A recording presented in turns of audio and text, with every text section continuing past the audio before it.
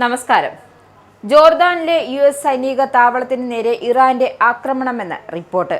അതായത് ജോർദാനിലെ US സൈനിക താവളത്തിന് നേരെയാണ് ചൊവ്വാഴ്ച ഇറാൻ ബാലിസ്റ്റിക് മിസൈലുകൾ ഉപയോഗിച്ച് ആക്രമണം നടത്തിയതെന്ന കാര്യം US സെൻട്രൽ കമാൻഡ് ആരോപിച്ചിരിക്കുകയാണ്.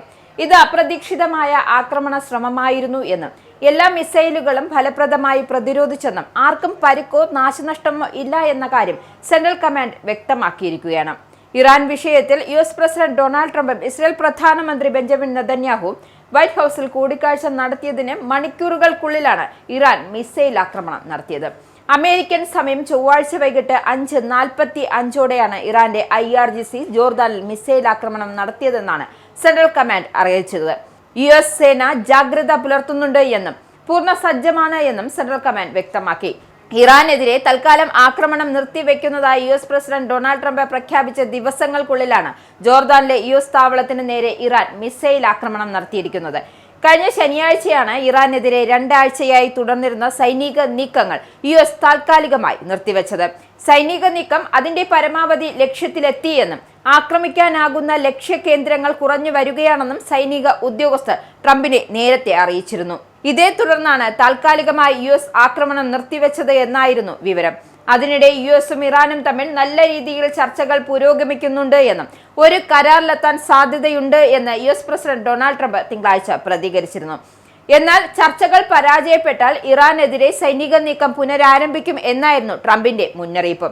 അതേസമയം കനത്ത ആക്രമണത്തിലൂടെയാണ് ഇറാനെ ഇപ്പോഴത്തെ ചർച്ചകളിലേക്ക് എത്തിച്ചത് എന്ന അവകാശവാദവുമായി ഡൊണാൾഡ് ട്രംപ് രംഗത്തെത്തി.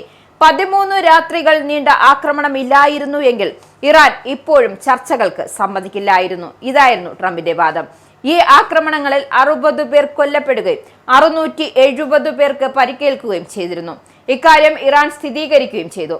അതേസമയം സംഘർഷത്തിൽ അമേരിക്കയുമായി നേരിട്ടുള്ള ചർച്ചകൾക്കില്ല എന്നും നിലവിൽ നടക്കുന്ന ചർച്ചകളിൽ പുരോഗതി എന്നുമാണ് ഇറാന്റെ പക്ഷം.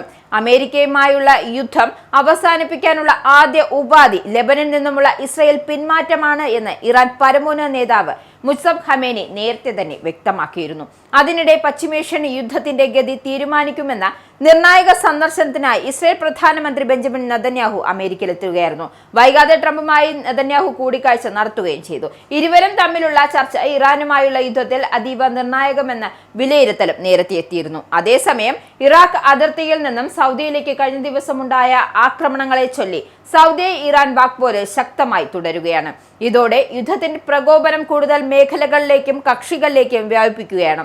ഇറാഖിൽ നിന്നും കഴിഞ്ഞ ദിവസം സൗദിയുടെ എണ്ണ കേന്ദ്രങ്ങൾ ആക്രമിച്ചത് ഇറാൻ പിന്തുണയുള്ള സംഘമാണ് എന്ന ആരോപണം ഇറാൻ നിഷേധിക്കുകയാണ്. തിരിച്ചടിച്ചാൽ ഖേദിക്കേണ്ടി വരുമെന്ന മുന്നറിയിപ്പും. ഇതിനിടെ ഒമാൻ, ഇറാൻ, സൗദി വിദേശകാര്യമന്ത്രിമാർ തമ്മിൽ സംസാരിച്ചതും ആശ്വാസമായി.